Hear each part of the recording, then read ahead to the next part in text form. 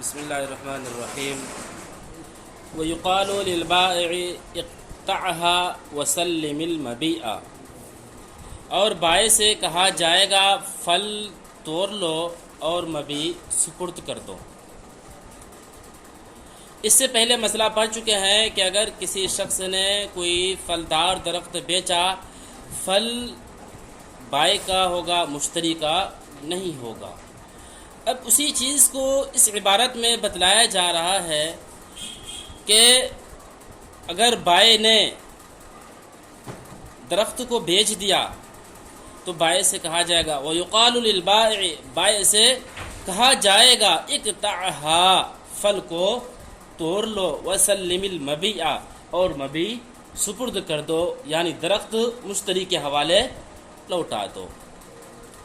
وَكَذَا إِذَا كَانَ فِيهَا زَرْعٌ، اور اسی طرح ہے مسئلہ جبکہ اذا كان فيها زرع، جبکہ زمین میں کوئی کھیتی ہو۔ یہاں زمین لوٹ رہی ہے کس کی طرف؟ ارض کی طرف، زمین کی طرف۔ یعنی اگر کسی شخص نے زمین کو بیچا، بیچنے کے بعد بائع نے زمین بیچا، اب اگر اس زمین میں کیا ہے، کوئی کھیتی ہے، بائع سے کہا جائے گا اس کھیتی کو تم الگ کر لو اور زمین مشتری کے حوالے کر دو۔ وَكَذَا إِذَا كَانَ فِيهَا زَرْعٌ، اور اسی طرح بائع سے کہا جائے گا جبکہ زمین میں کوئی کھیتی ہو۔ آخر کیوں کہا جائے گا بائع سے کہ تم پھل کو توڑ لو، اسی طریقے سے کھیتی کاٹ لو؟ کیوں ایسا؟ اس کی دلیل آ رہی ہے لِأَنَّ مِلْكَ الْمُشْتَرِي مَشْغُولٌ بِمِلْكِ الْبَائِعِ، اس لیے کہ مشتری کی ملکیت بائع کی ملکیت کے ساتھ مشغول ہے نا؟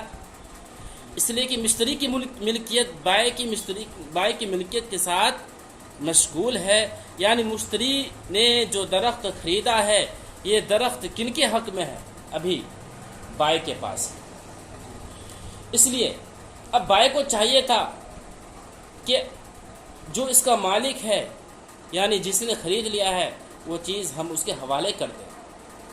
اب اگر پھل کو نہیں توڑتا ہے بائع، تو گویا کہ اپنی ملکیت مشتری کی ملکیت کے ساتھ اور مشتری کی ملکیت اپنی ملکیت کے ساتھ شامل کیا ہوا ہے۔ یعنی تھوڑا سامان مشتری کے لیے ہوا ہے اور مشتری بھی ان کے سامان کو تھوڑا سا لیے ہوا ہے۔ مکمل قبضہ نہیں ہو پا رہا ہے، اس لیے مکمل قبضہ کے لیے ضروری ہے بائع اپنا پھل لے لے۔ اگر درخت کو بیچا ہے، اگر کھیت کو بیچا ہے، تو کھیتی کاٹ لے اور زمین اس کی سپرد کر دے اور پھل توڑ کر درخت ان کے حوالے کر دے، تو مشتری کا قبضہ مکمل اس پر ہو جائے گا۔ ٹھیک، اس لیے ضروری ہے پھل کو کاٹنا، پھل کو توڑنا، کھیتی کو کاٹنا۔ لِأَنَّ مِلْكَ الْمُشْتَرِي مَشْغُولٌ بِمِلْكِ الْبَائِعِ، اس لیے کہ مشتری کی ملکیت بائع کی ملکیت کے ساتھ مشغول ہے۔ فَكَانَ عَلَيْهِ تَفْرِيغُهُ وَتَسْلِيمُهُ، بس اس کا فارغ کرنا اور اس کو سپرد کرنا ضروری ہے۔ اس کو فارغ کرنا اور اس کو سپرد کرنا ضروری ہے۔ یعنی اگر درخت پر کوئی پھل لگا ہوا ہے، درخت کے پھل کو توڑ لینا، ٹھیک، یا اگر کوئی زمین کو بیچا ہے، زمین میں کھیتی ہے، زمین کی کھیتی کو کاٹ لینا، فارغ کر لینا، اور فارغ کرنے کے بعد اس کا مشتری کو مالک بنا دینا، یہ کیا ہے؟ بائع کے اوپر ضروری ہے۔ فَكَانَ عَلَيْهِ تَفْرِيغُهُ وَتَسْلِيمُهُ، بس بائع کے لیے ضروری ہے اس کو فارغ کرنا اور اس کو سپرد کرنا۔ کہتے ہیں یہ مسئلہ بالکل ایسا ہی ہے۔ یہ بھی جو مسئلہ بیان کیا گیا، کسی نے درخت کو بیچا ہو یا زمین کو بیچا ہو اور اس پر پھل ہے، بائع سے جو کہا جائے گا پھل توڑ لینے کے لیے، اسی طریقے سے کھیتی کاٹ لینے کے لیے، کہتے ہیں بالکل یہ مسئلہ ایسا ہی ہے۔ کما اذا کان فیہ متاع، گویا کہ یہ ایسا ہی ہے کہ کسی کے گھر میں کوئی سامان ہو۔ اذا کان فیہ متاع، گھر میں سامان ہو۔ ظاہر سی بات ہے اگر کسی شخص نے گھر کو بیچا، گھر کے اندر کوئی سامان ہو، اس سامان کا مالک مشتری نہیں ہوتا ہے، بائع ہوتا ہے۔ جب بائع نے مشتری سے بیچ دیا، اب بائع کے ذمے میں ضروری ہے کہ گھر کے اندر جو بھی سامان ہے، چاہے وہ موبائل ہو، چاہے وہ قلم ہو یا بورڈ ہو یا کتاب ہو یا گیس سلنڈر ہو، اسی طریقے سے جو بھی سامان ہو گھر کے اندر سے نکالنا ضروری ہے۔ آئی اتنی بات سمجھ میں؟ یہ صاف مسئلہ ہے۔ لیکن امام شافعی رحمۃ اللہ علیہ کیا کہتے ہیں کہ نہیں بھائی ابھی رک جائیے، اتنی جلدی کیا ضرورت ہے، ابھی پھل تو قابل استعمال بھی نہیں ہے، ابھی پھل اس لائق نہیں ہے کہ اسے کچھ فائدہ حاصل کر سکیں، اس لیے تھوڑا بہت ابھی پھل کو کھانے کے لائق بننے دیں، اس کے بعد کیا کریں گے، توڑیں گے۔ یہ کون کہہ رہے ہیں؟ امام شافعی۔ لیکن ہمارا مسئلہ کیا ہے، جب بائے نے پھل کو، درخت کو بیچ دیا، پھل چاہے تھوڑا ہو، چھوٹا ہو یا بڑا ہو، ہر حالت میں پھل کو توڑنا ضروری ہے، پھل توڑنا ضروری ہے۔ لیکن امام شافعی اس کے برخلاف کہتے ہیں، وقال الشافعی رحمۃ اللہ علیہ یترک، اور امام شافعی رحمۃ اللہ علیہ کہتے ہیں کہ چھوڑ دیا جائے، یترک چھوڑ دیا جائے۔ کب تک چھوڑ دیا جائے پھل کو؟ حتی یظہر صلاح الثمر، یہاں تک کہ پھل کا کارآمد ظاہر ہو جائے، یہاں تک کہ پھل کارآمد ہو جائے۔ حتی یظہر صلاح الثمر، یہاں تک کہ پھل کیا ہو جائے، کارآمد ہو جائے۔ کارآمد ہو جائے کا مطلب ہے یعنی اس سے پھل سے فائدہ وغیرہ اٹھا سکیں، پھل سے فائدہ وغیرہ اٹھا سکیں، یعنی پھل کو کھا پی سکیں۔ اگر زیادہ کھا نہ سکیں، کسی جانور وغیرہ کو بھی کم سے کم کھلا سکیں۔ وَيَسْتَحْصَدُ الزَّرْعُ، اور کھیتی کاٹنے کے لائق ہو جائے۔ وَيَسْتَحْصَدُ الزَّرْعُ، اور کھیتی کیا ہو جائے کہ کاٹنے کے لائق ہو جائے۔ یہ کون کہتے ہیں؟ امام شافعی رحمۃ اللہ علیہ۔ دلیل لے کر آتے ہیں، کیوں آخر ایسا؟ درخت کو بیچنے کے بعد پھل کو درخت پر رہنے دیں گے یہاں تک کہ قابل استعمال ہو جائے، اسی طریقے سے کھیتی کو رہنے دیں گے یہاں تک کہ وہ اس سے کوئی فائدہ وغیرہ حاصل کر سکیں۔ ایسا کیوں؟ اس لیے کہ لأن الواجب انما هو التسلیم، اس لیے التسلیم المعتاد، اس لیے کہ معتاد طریقے پر سپرد کرنا ضروری ہے، اس لیے کہ معتاد طریقے پر سپرد کرنا ضروری ہے۔ معتاد طریقے کیا مطلب؟ یعنی ایسے طریقے پر جو عرف میں لوگ جب کسی چیز کو خریدتے ہیں یا لیتے ہیں، جب وہ استعمال کے لائق ہو جائے، جب وہ استعمال کے لائق ہو جائے تب اس کو لیتے ہیں۔ اب ظاہر سی بات ہے یہاں پر جب پھل کو توڑنے کے لیے کہا جائے درخت سے، اس سے کوئی بھی فائدہ وغیرہ حاصل نہیں کر سکتے ہیں، اس لیے امام شافعی کہتے ہیں کہ نہیں، ایسے پھل ایسا ہو جائے کہ اس سے تھوڑا بہت کیا کر سکیں، فائدہ حاصل کر سکیں، تو ایسے وقت تک کیا کرنا چاہیے، پھل کو درخت پر رہنے دینا چاہیے۔ عادتاً المعتاد، عادتاً یعنی عادت یہی ہوتی ہے لوگوں کی عرف میں کہ جب کھانے کے لائق ہو، یہ استعمال کے لائق ہو، تبھی پھل وغیرہ کو توڑتے ہیں، درخت سے تبھی پھل وغیرہ کو توڑتے ہیں۔ جب قابل استعمال نہ ہو، اس سے کچھ فائدہ حاصل نہ کر سکیں، تو پھل وغیرہ کو توڑتے کہ نہیں ہے، اسی طرح ہے۔ لأن الواجب انما هو التسلیم المعتاد، اس لیے کہ معتاد طریقے پر سپرد کرنا ضروری ہے۔ وفی العادت الا يقطع كذلك، اور عادتاً، وفی العادتی، اور عادتاً عرف عام میں ترجمہ کر سکتے ہیں، اور عادتاً عرف عام میں اس طرح کاٹا نہیں جاتا ہے۔ اللہ یقطع کذالک، اس طرح کاٹا نہیں جاتا ہے، یعنی جب تک وہ پھل یا کھیتی استعمال کے قابل نہ ہو جائے، نہ ہی پھل کو توڑتے ہیں، نہ ہی پھل کو، کھیتی کو کاٹتے ہیں۔ اسی مسئلے کو سمجھانے کے لیے امام شافعی رحمۃ اللہ علیہ ایک دوسرا مسئلہ لے کر آ رہے ہیں، کہتے ہیں کہ دیکھیں یہ مسئلہ بالکل ایسا ہی ہو گیا۔ وصار کما اذن قضت مدت الاجرہ، وصار کما اذن قضت مدت الاجارہ، مدت الاجارہ، اور یہ ایسا ہی ہو گیا جیسے کہ اجرت کی مدت ختم ہو گیا ہو۔ اور یہ ایسا ہی ہو گیا جیسے کہ اجرت کی مدت ختم ہو گیا ہو. وہ فی الارض زرع، اور زمین میں کھیتی ہو، زمین میں کھیتی ہو. کیا مطلب؟ یعنی امام شافعی رحمۃ اللہ علیہ کہتے ہیں کہ دیکھیں مسئلہ یوں ہے کہ اگر کوئی شخص زمین لے اجرت پر، کہ مثال کے طور پر ہم کو 15 اگست تک اجرت پر دے دیں کھیتی کو، اجرت پر لے لیا اس نے کھیتی کو، اب کہتے ہیں لیا کب تک ہے؟ 15 اگست تک. لیکن جیسے ہی زمین لینے کے بعد اس میں وہ کھیتی وغیرہ بو دیا ہے، اب بونے کے بعد دیکھتے ہیں کہ ابھی تک کھیتی اس قابل ہوا ہی نہیں ہے کہ کھیتی کو کاٹ سکیں. مثال کے طور پر پاٹ وغیرہ لے لیں، پاٹ وغیرہ کو لے لیں کہ اس نے ایک اندازہ سے زمین کو شروع ہی میں لیا تھا. کب تک؟ ہم کو 15 اگست تک زمین چاہیے. کس پر لیا؟ اجرت پر اس نے لے لیا. اب 15 اگست آ گیا ہے اور ابھی پاٹ تیار بھی نہیں ہوا ہے، پاٹ تیار بھی نہیں ہوا ہے. تو ایسے صورت میں کہتے ہیں کہ دیکھیں مسئلہ یہ ہے کہ جب پاٹ تیار نہیں ہوتا ہے تو ایسے صورت میں زمین واپس نہیں کر دیتے ہیں، بلکہ کھیتی کو زمین میں رہنے دیتے ہیں. جب یہاں پر کھیتی کو زمین میں رہنے دیتے ہیں تو اسی طرح سے اگر کسی شخص نے کوئی درخت بیچا اور اس میں کوئی پھل ہو، اس پھل کو بھی رہنے دیں گے. کب تک؟ جب تک کہ وہ استعمال کے قابل نہ ہو جائے. یہ مسئلہ لے کر آئیں، یہ دلیل لے کر آئیں امام شافعی رحمۃ اللہ علیہ. دیکھیں وَصَارَ كَمَا إِذًا قَصَدَتْ مُدَّةُ الْإِجَارَةِ وَفِي الْأَرْضِ زَرْعٌ. اور یہ ایسا ہی ہو گیا کہ جب اجارت کی مدت، اجرت کی مدت ختم ہو جائے، وَفِي الْأَرْضِ زَرْعٌ، اور زمین میں کھیتی ہو. قُلْنَا هُنَاكَ التَّسْلِيمُ وَاجِبٌ أَيْضًا. ہم کہتے ہیں کہ بھائی آپ جو مسئلہ بیان کر رہے ہیں مسئلہ بالکل اس طریقے سے نہیں ہے.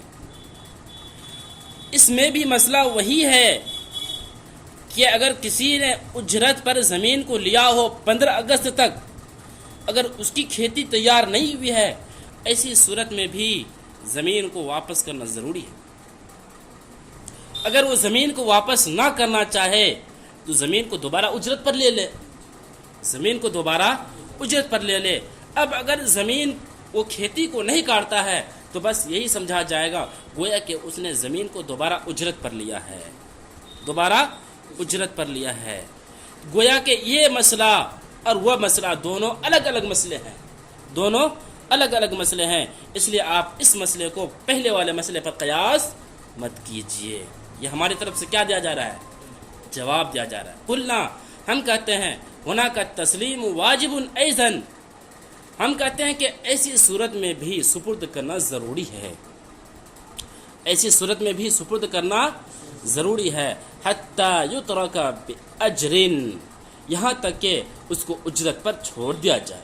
ہاں اگر رکھنا چاہتا ہے تو اجرت دے دے، اجرت دینے کے بعد اپنی زمین کو، اپنی کھیتی کو اس میں زمین میں رکھے. وتسلیم العوض کتسلیم المعوض، کتسلیم المعوض، اور عوض کو سپرد کر دینا، اور عوض کا سپرد کر دینا، عوض کا سپرد کر دینا یعنی اجرت کا، یا اجرت کا سپرد کر دینا کا تسلیم المعوض، زمین کو سپرد کر دینے کی طرح ہے. اور اجرت کا سپرد کر دینا زمین کو سپرد کر دینے کی طرح ہے. کیا مطلب؟ یعنی امام شافعی رحمۃ اللہ علیہ نے جو مسئلہ بیان کیا تھا کہ جب اگر کسی نے زمین کو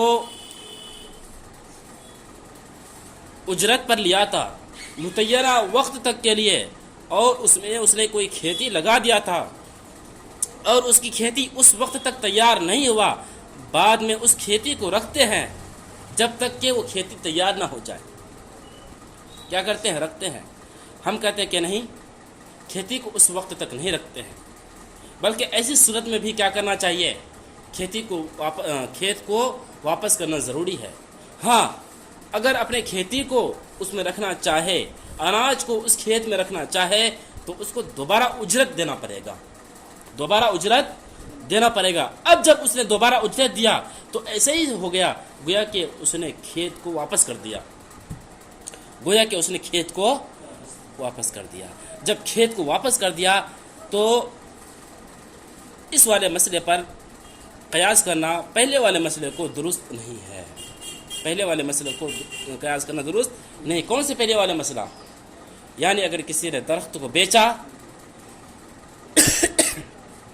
یا زمین کو بیچا، درخت پر کیا ہو، کوئی پھل ہو، یا اسی طریقے سے زمین میں کیا ہو، کوئی کھیتی وغیرہ ہو، کوئی اناج وغیرہ ہو. ولا فرق بین ما اذا كان الثمر بحال له قیمة او لم يكن في الصحیح. اب آگے دیکھیں، ولا فرق بین ما اذا كان الثمر بحال له قیمة او لم يكن في الصحیح. اور کوئی فرق نہیں ہے، ولا فرق، اور کوئی فرق نہیں ہے، بینما اذا كان الثمر بحال له قیمة، اس درمیان جب کہ پھل اس حال میں ہو کہ اس کی کوئی قیمت ہو، او لم یکن، یا اس کی کوئی قیمت نہ ہو، فی الصحیح، صحیح طور پر، صحیح طور پر، صحیح قول کے مطابق، صحیح قول کے مطابق. کیا مطلب؟ اور کوئی فرق نہیں ہے اس درمیان کہ جب پھل اس حال میں ہو کہ اس کی کوئی قیمت ہو یا اس کی کوئی قیمت نہ ہو، صحیح قول کے مطابق. یعنی جب بائے نے درخت کو بیچا تھا، اب بیچنے کے بعد اب پھل چاہے چھوٹا ہو یا پھل کیسا ہو، بڑا ہو، دونوں صورتوں میں پھل کن کا ہے؟ بائے کا ہے، مشتری کا نہیں ہے. اس عبارت میں یہ چیزیں بتائی جا رہی ہے. یہ مکمل عبارت میں اسی چیز کو بتلائی جا رہی ہے. کوئی فرق نہیں ہے اس درمیان جب کہ پھل اس حال میں ہو کہ اس کی کوئی قیمت ہو یا اس کی کوئی قیمت نہ ہو، صحیح قول کے مطابق. یعنی پھل اگر چاہے اس کا 1 روپے ہی قیمت کیوں نہ ہو، چاہے اس کی 1 روپے بھی قیمت نہ ہو، پھل چاہے اس کی 1 روپے بھی قیمت نہ ہو، ہر صورت میں پھل کن کا ہوگا؟ بائے کا ہوگا، مشتری کا نہیں ہوگا. وَيَكُونُ فِي الْحَالَيْنِ لِلْبَائِعِ، اسی طرح وَيَكُونُ فِي الْحَالَيْنِ لِلْبَائِعِ، دونوں صورتوں میں پھل بائع کے ہوں گے. وَيَكُونُ فِي الْحَالَيْنِ لِلْبَائِعِ، دونوں صورتوں میں پھل کن کے ہوں گے؟ بائع کے ہوں گے. لأن بيعه يجوز في أصح الروايتين على ما نبين فلا يدخل في بيع الشجر من غير ذكر. لأن بيعه يجوز في أصح الروايتين على ما نبين، اس لیے کہ ان کا بیع جائز ہے. لأن بيعه يجوز، اس لیے کہ ان کا بیع جائز ہے 2 روایتوں میں اصح روایت کے مطابق، 2 روایتوں میں اصح روایت کے مطابق، علامہ نبین، جیسا کہ ہم ان قریب تذکرہ کریں گے، جیسا کہ ہم ان قریب بیان کریں گے. یعنی ان کا بیع کیوں جائز ہے، اس جائز کی وجہ آگے آ رہی ہے، تفصیل سے اس کی وجہ آگے آ رہی ہے. لیکن کہتے ہیں دونوں روایتوں، یعنی 2 روایتیں ہیں، ایک جائز کی، ایک ناجائز کی، لیکن کہتے ہیں کہ صحیح بات یہی ہے، سب سے بہترین قول یہی ہے کہ اس کی بیع جائز ہے. اس کی بیع جائز ہے کیا مطلب؟ یعنی پھل جو ہے، درخت کو جب بیچے ہیں، اس پھل کو ہم تنہا بیچ سکتے ہیں، اس پھل کو ہم تنہا بیچ سکتے ہیں. اور قاعدہ ہے ہر وہ چیز جس کو ہم تنہا بیچ سکتے ہیں وہ بیع میں شامل نہیں ہوگا، وہ بیع میں شامل نہیں ہوگا. اب چونکہ یہ پھل اگرچہ اس کی قیمت نہیں ہے لیکن اس کو ہم تنہا بیچ سکتے ہیں، جب تنہا بیچ سکتے ہیں اس لیے یہ پھل درخت کے ساتھ شامل نہیں ہوگا. فلا يدخل، اسے آگے کہہ رہے ہیں فلا يدخل في بيع الشجر من غیر ذکر، پس وہ درخت کی بیع میں داخل نہیں ہوگا. فلا يدخل في بيع الشجر من غیر ذکر، پس وہ درخت کی بیع میں داخل نہیں ہوگا. من غیر ذکر، بغیر تذکرہ کے، بغیر تذکرہ کے، بغیر نام لیے ہوئے. ہاں اگر مشتری چاہتا ہے کہ درخت کو میں نے خریدا، خریدنے کے بعد اس میں جو پھل ہیں اس پھل کو بھی ہم لینا چاہیں تو پہلے ذکر کر دیں، بائع سے کہہ دیں اس درخت کے اندر جو بھی پھل ہے اس کو ہم خریدنا چاہتے ہیں۔ اگر یہ بولے تو ایسی صورت میں اب چونکہ اس نے تذکرہ کر دیا ہے، اس پھل کا نام لے لیا ہے، اس لیے وہ پھل اس میں داخل ہو جائے گا۔ آئی اتنی بات سمجھ میں؟ آگے دیکھیں۔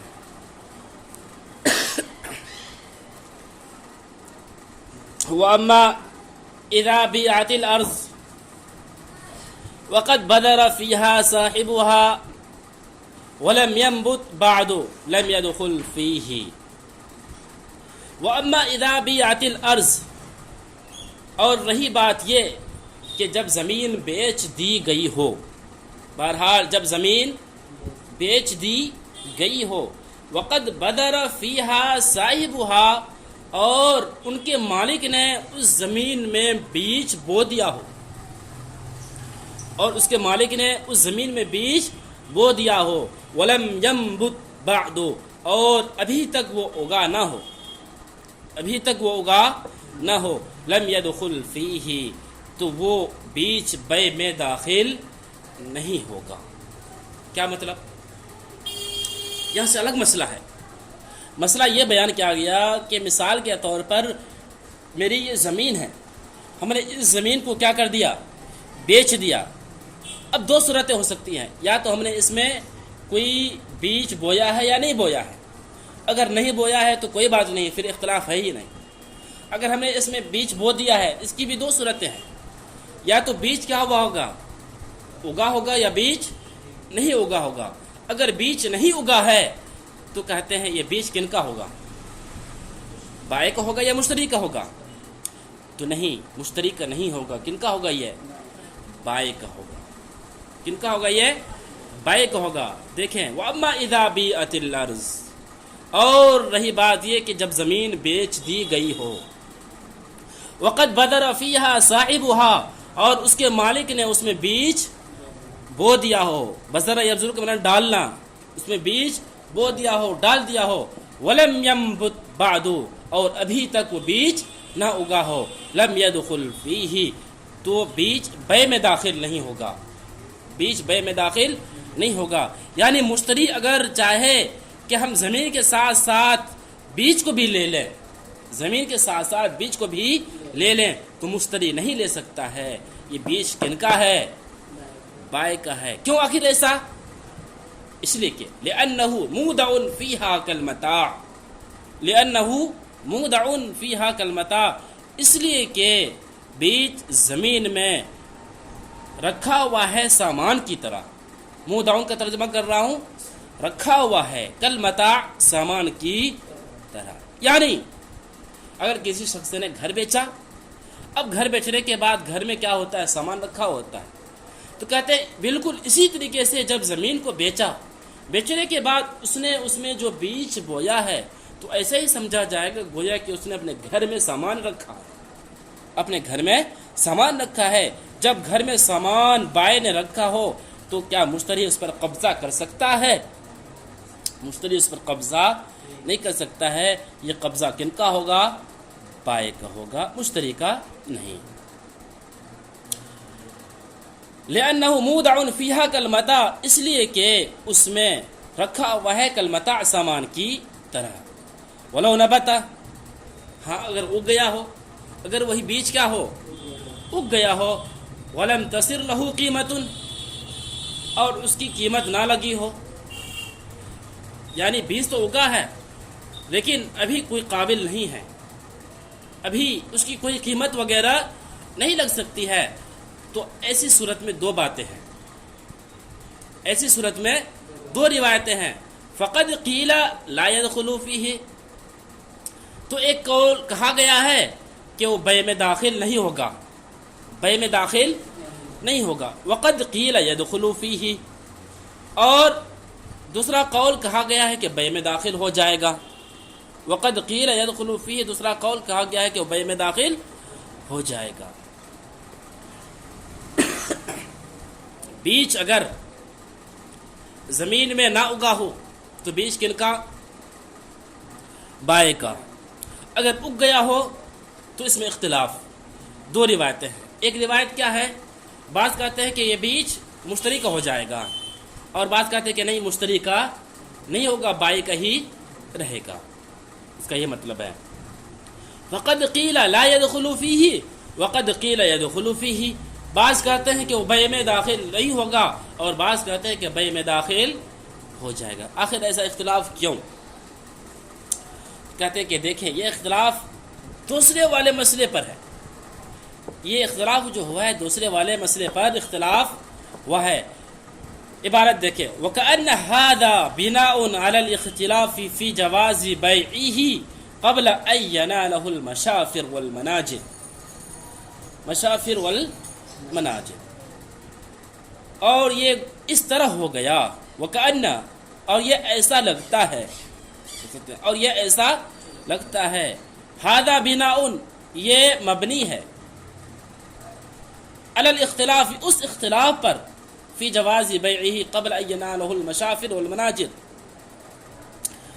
دراتی، دراتی معلوم؟ ایک آتا ہے دراتی، ایک آتا ہے ہونٹ۔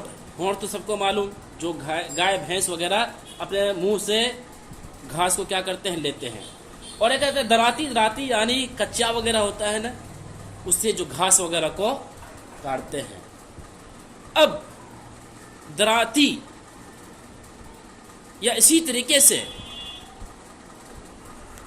دراتی ہو، یا اسی طریقے سے وہ جانور جو اپنے منہ سے گھاس کو نہ کیا بولتے ہیں، نہ کاٹ سکے، ایسے گھاس کو بیچنا جائز ہے یا جائز نہیں ہے، اس کے بارے میں اصل میں اختلاف ہے۔ اس کے بارے میں اصل میں اختلاف ہے۔ بعض حضرات کہتے ہیں کہ ایسے گھاس کو بیچ سکتے ہیں، بعض حضرات کہتے ہیں کہ نہیں بیچ سکتے۔ تو اب ظاہر سی بات ہے، جو کہتے ہیں کہ ایسے گھاس کو نہیں بیچ سکتے ہیں، یعنی جس کو ابھی دراتی وغیرہ سے، کچے وغیرہ سے نہیں کاٹ سکے ہیں، یا اسی طریقے سے ایسا گھاس ہے جس کو ابھی جانور وغیرہ اپنے منہ سے، زبان سے نہ کاٹ سکے، ایسے گھاس کو ابھی کیا نہیں کر سکتے ہیں، چھوٹا چھوٹا ہے، ابھی نہیں بیچ سکتے ہیں۔ اور بعض کہتے ہیں کہ بیچ سکتے، بعض کہتے ہیں کہ نہیں بیچ سکتے ہیں۔ ظاہر سی بات ہے، جو کہتے ہیں کہ نہیں بیچ سکتے ہیں، ان کے نزدیک بھی جب بیج کیا کیے ہیں، بوئے ہیں، اب ان میں کیا نکلا ہو، تھوڑا بہت گاچھ وغیرہ نکلا ہو، اب ان کے نزدیک بھی اس بیج کو نہیں بیچ سکتے ہیں۔ اور جن کے نزدیک دراتی کے کاٹنے سے پہلے اور گائے وغیرہ یا اسی طریقے سے جانور وغیرہ کے اپنے ہونٹ سے، اپنے منہ سے کاٹنے سے پہلے اس گھاس کو بیچ سکتے ہیں، تو ان کے نزدیک اگر کوئی بیج بو دیں، بیج بونے کے بعد اگر اس سے پودا وغیرہ نکل جائے، تو ان کے نزدیک بیچنا کیا ہو جائے گا، جائز ہو جائے گا۔ دیکھیں ترجمہ، وَكَأَنَّ هَذَا بِنَاءٌ عَلَى الْاخْتِلَافِ فِي جَوَازِ بَيْعِهِ قَبْلَ أَن يَنَالَهُ الْمَشَافِرُ وَالْمَنَاجِلُ، اور یہ ایسا لگتا ہے کہ یہ مبنی ہے اس اختلاف پر کہ دراتیوں اور ہونٹوں کے لینے سے پہلے بے کے جائز ہونے کے اختلاف پر، بے کے جائز ہونے کے اختلاف پر۔ یہاں تک مسئلہ ہو گیا، ٹھیک۔ اب اگلا الگ مسئلہ ہے، کیا ہے؟ دیکھیں، وَلَا يَدْخُلُ الزَّرْعُ وَالثَّمَرُ بِذِكْرِ الْحُقُوقِ وَالْمَرَافِقِ، اور کھیتی اور پھل داخل نہیں ہوگا، کھیتی اور پھل داخل نہیں ہوگا، بِذِكْرِ الْحُقُوقِ وَالْمَرَافِقِ، حقوق اور مرافق کے ذکر کرنے سے، حقوق اور مرافق کے ذکر کرنے سے۔ اب حقوق اور مرافق کیا چیز ہے، اس کو سمجھنا پڑے گا۔ حقوق کہتے ہیں کہ وہ چیز جو بے کے لیے ضروری ہے، حقوق کہتے ہیں وہ چیز جو بے کے لیے ضروری ہے، جیسے نالا وغیرہ، نالا معلوم، جسے پانی وغیرہ نکلتے ہیں۔ مثال کے طور پر کسی نے زمین خریدی، اب اس کو کیا چاہیے، نالا بھی چاہیے پانی نکالنے کے لیے، ٹھیک، حقوق سمجھے۔ اب مرافق کہتے ہیں وہ چیز جو مبی کے ساتھ ملا ہوا ہو، مبی کے ساتھ ملا ہوا ہو۔ مثال کے طور پر کسی نے کیا کیا، اس زمین کو خریدا۔ اب اس زمین کو خریدنے کے بعد اس زمین میں کئی گھر ہیں، ایک تو یہ گھر ہے، دوسرا کیا ہے، مطبخ ہے۔ اب یہ گھر ہے اور مطبخ ہے۔ اب مطبخ جو ہے اس گھر کے ساتھ تو ملا ہوا ہے، لیکن کیا ضروری ہے؟ ضروری نہیں، ضروری نہیں ہے۔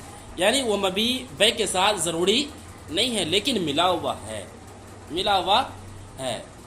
اچھی طریقے سے سمجھے، حقوق اور مرافق۔ حقوق وہ چیز، یعنی ایسی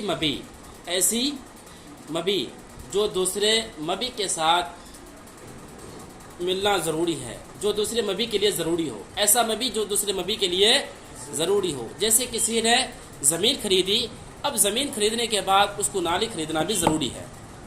اور مرافق کہتے ہیں کہ ایسے مبی جو دوسرے مبی کے لیے ضروری تو نہ ہو، لیکن اس کے ساتھ ملا ہوا ہو، اس کو الگ نہ کر سکیں، دوسرے مبی کے لیے ملا ہوا ہو، اس کو کیا نہ کر سکیں، الگ نہ کر سکیں۔ جیسے کہ اس زمین کو خریدنے کے بعد اس میں کیا ہے، ایک پڑھنے کا روم ہے اور دوسرا کیا ہے، مطبخ ہے۔ اب اگر کسی نے اس زمین کو خریدا ہے، یہ پڑھنے کا روم بھی اس کے لیے ہے، لیکن وہ مطبخ بھی ہے، مطبخ سے بھی استعمال فائدہ حاصل کر سکتا ہے۔ تو اب کہتے ہیں، دیکھیں، وَلَا يَدْخُلُ الزَّرْعُ وَالثَّمَرُ بِذِكْرِ الْحُقُوقِ وَالْمَنَافِعِ، اور کھیتی اور پھل داخل نہیں ہوگا بذکر الحقوق والمرافق، حقوق اور مرافق کے ذکر کرنے سے۔ کیا مطلب؟ حقوق اور مرافق سمجھ گئے؟ اب دیکھیں اس کا مطلب۔ مثال کے طور پر کسی نے کہا اگر کہ میں نے اس درخت کو، مثال کے طور پر یہاں پر کوئی درخت ہو، اور کہا کہ میں نے اس درخت کو بیچ دیا، میں نے اس درخت کو بیچ دیا، اس کے حقوق اور مرافق کے ساتھ، اس کے حقوق اور مرافق کے ساتھ۔ اب بچہ یہ درخت ہے، اب درخت میں کیا ہے، پھل ہے۔ اب یہ پھل حقوق میں ہے یا مرافق میں ہے؟ دیکھیں پہلے حقوق کی تفسیر پر ذہن میں رکھیں۔ ایسے مبی جو دوسرے مبی کے لیے ضروری ہو۔ کیا ایسا ہے کہ پھل، اگر ہم درخت کو خریدیں، اگر پھل کو نہ خریدیں تو ہم درخت کو نہیں خرید سکتے ہیں؟ ایسا ہے؟ ایسا ہے کیا؟ اگر آدمی زمین کو خرید لے، نالا نہ خریدے، پریشانی ہے، پریشانی ہے یا نہیں ہے؟ لیکن اگر کسی شخص نے درخت کو خریدا لیکن اس کے پھل کو اگر نہ خریدے تو کیا بغیر اس کے پھل کے نہیں رہ سکتا ہے؟ بغیر پھل کے رہ سکتا ہے، آرام سے رہ سکتا ہے۔ تو معلوم چلا یہ حقوق نہیں ہے، ٹھیک۔ اسی طریقے سے مرافق۔ اب مرافق میں کیا تھا، مبی دوسرے مبی کے ساتھ چمٹا ہوا رہتا ہے۔ اب دیکھیں یہاں پر یہ کھجور ہے یا جو بھی پھل ہو، درخت کو بیچنے کے بعد اس پھل کو درخت کے ساتھ ہم الگ کر سکتے ہیں یا نہیں؟ الگ کر سکتے ہیں۔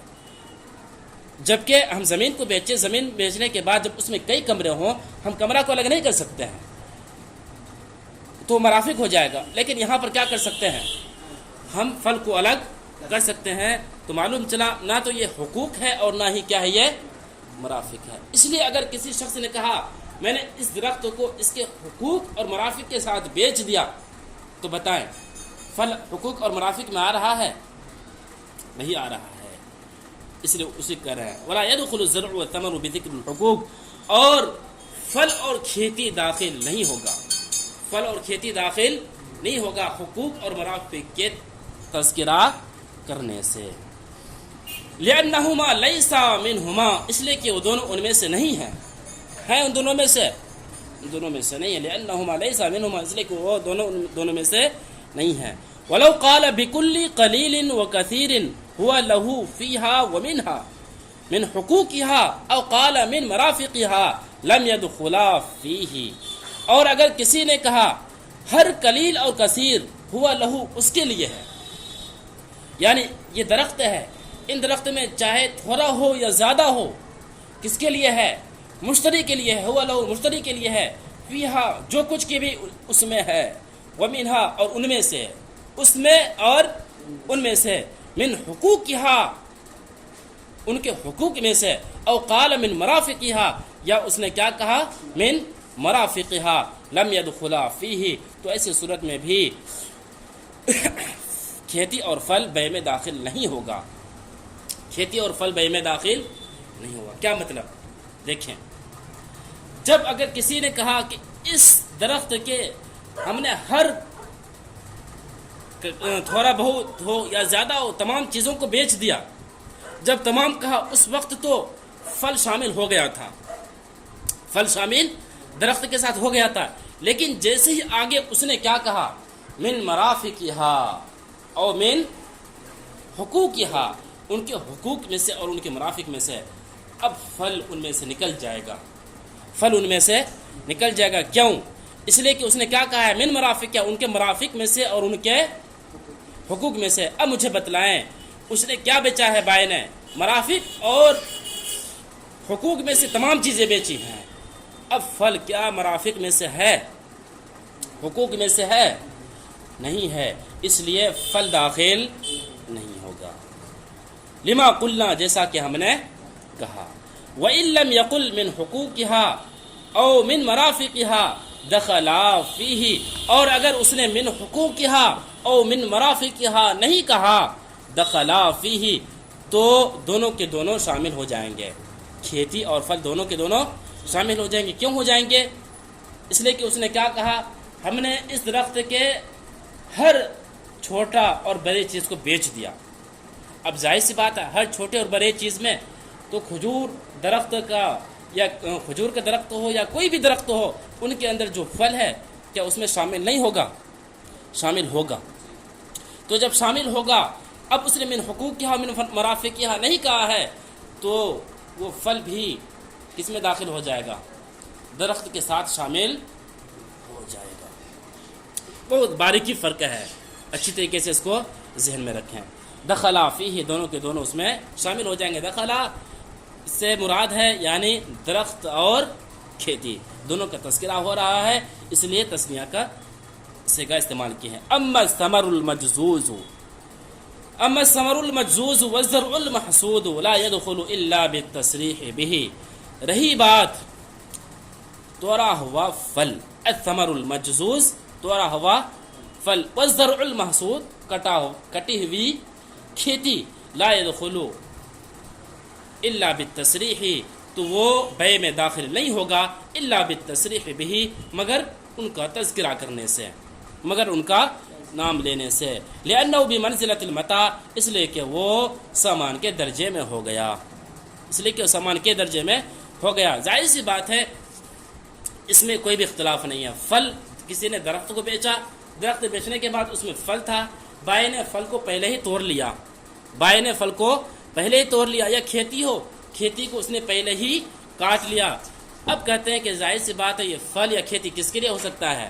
بائے کے لیے ہوگا، مشتری کا نہیں ہوگا۔ ہاں اگر بائے چاہے کہ اگر مشتری چاہے کہ بائے نے جو پھل توڑا ہے یہ کھیت سے جو کھیتی کاٹا ہے ہم اس کو بھی لینا چاہتے ہیں، درخت کے ساتھ یا کھیتی کے ساتھ ان کو کہنا پڑے گا کہ ہم کو وہ پھل یا کھیتی دو، تو تب وہ کھیتی یا پھل بے میں شامل ہوگا، ورنہ نہیں۔ اسی کر لیا نو بھی منزلۃ المتاع اس لیے کہ یہ سامان کے درجے میں ہو گیا، بس۔